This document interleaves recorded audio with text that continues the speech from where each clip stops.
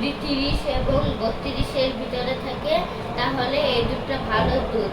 যদি 16-তে থাকে বা 10-এ থাকে তাহলে এই দুধটা ভালো দুধ না। এখন আমরা আগে আসল দুধের ভিতরে ঢেলে দেখি যে এই দুধটা ভালো নাকি।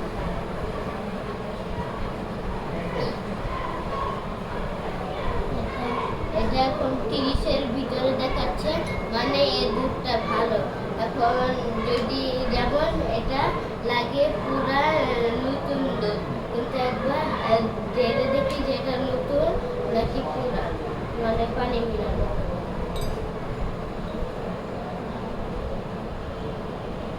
এটা এখন দেখা যাচ্ছে যে 10-এর ভিতরে, তার মানে এই দুধটা ভালো না। 4 ভাগের 3 ভাগই পানি।